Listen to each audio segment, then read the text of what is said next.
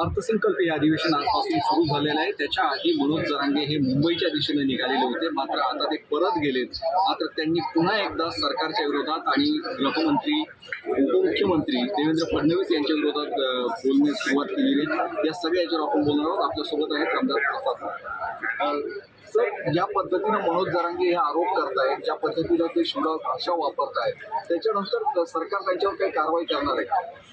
एक गोष्ट तर ज्या छत्रपती शिवाजी महाराजांचं नाव घेऊन मराठा आरक्षणाची भाषा जरांगे पाटील बोलतात, त्या छत्रपतीच्या महाराष्ट्रामध्ये अशा प्रकारची भाषा वापरणं त्यांना कितपत शोभतं याचा विचार त्यांनी स्वतः करायला हवा। आणि आम्ही जे म्हटलं की ज्या पद्धतीमध्ये देवेंद्र फडणवीसांनी या राज्याच्या मराठा समाजाच्या मागे ताकदीने उभे राहिले, मग ते 2018 आरक्षण असो, सारथीची स्थापना असो, विद्यार्थ्यांची शिष्यवृत्ती असो, नोकऱ्या असो, इतर सर्वच बाबतीत बोलायला गेलं तर 2 तासाचा कालावधी आहे।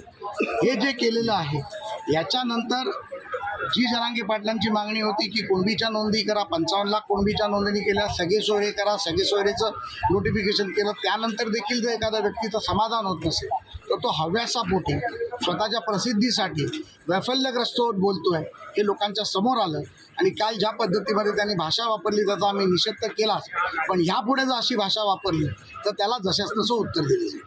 जशास तसं उत्तर दिलं जाईल। त्याच्यानंतर देवेंद्र फडणवीसांनी असं देखील म्हटलं की त्यांचं बोलवीचा घरी कोण आहे, किंवा राजेश टोपे हे त्यांच्या मागे आहेत त्या अशा पद्धतीने। त्याच्यानंतर संजय राऊत यांनी म्हटलं की गृहमंत्री जर म्हणत असतील तर त्याची चौकशी झाली पाहिजे, सरकार चौकशी करणार का? मला वाटतं शरद पवारांचं नाव घेताना तुम्हीच का घाबरताय मला काही कळत नाही।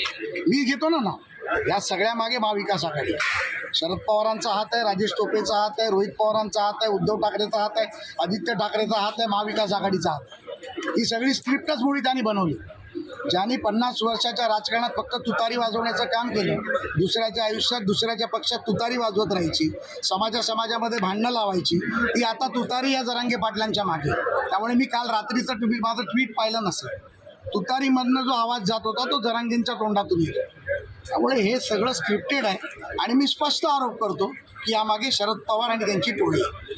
नाही, पण संजय राऊत यांनी म्हटले जर का तुमचं असं म्हणणं असेल तर याची चौकशी करावी, गृहमंत्र्यांनी तुमच्याकडे या। संजय राऊतांची इच्छा लवकरच पूर्ण करू, लवकर पूर्ण करू।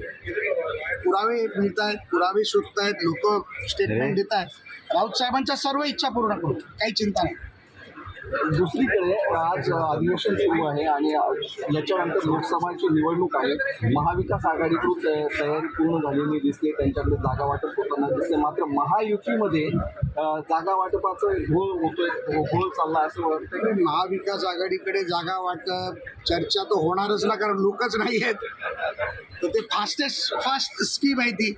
त्याच्यामुळे आमच्याकडे पक्ष मोठा आहे, लोक मोठी आहेत, सत्ताधारी आहे, शिवसेना आहे, राष्ट्रवादी आहे, भाजप आहे, इतर 15 घटक पक्ष आहेत, आठवले साहेब आहे। त्यामुळे आमच्या जागा वाटपाची चिंता कुठल्याही मीडियाने किंवा कुठल्याही विरोधी पक्षाने करण्याची गरज नाही। आमची जागा वाटप होणार, आमचे सर्वोच्च नेते जागा वाटप करणार, ज्यामध्ये एकनाथरावजी असतील, अजितदादा असतील, आठवले साहेब असतील, सर्वांना विश्वासात घेऊन, सर्व पक्षाच्या घटक पक्षाच्या नेत्यांना विश्वासात घेऊन जागा वाटप केलं जाईल आणि अबकी बार 400 पार मोदी सरकार हे निश्चित। धन्यवाद सर या चर्चेसाठी। प्रसाद लाड यांनी सांगितले की अबकी बार 400 पार अशी भारतीय जनता पक्षाचं राहणार आहे आणि मनोज जरांगे यांना उत्तर देखील दिलं जाणार आहे आणि संजय राऊत यांच्या सगळ्या इच्छा देखील पूर्ण केल्या जातील असं देखील त्यांनी म्हटलेलं आहे। माय महानगरच्या या सगळ्या अपडेटसाठी तुम्ही माय महानगरचं फेसबुक, ट्विटर, इंस्टाग्राम लाईक आणि फॉलो करा। त्यासोबतच माय महानगरच्या यूट्यूब चॅनलला सबस्क्राईब करा।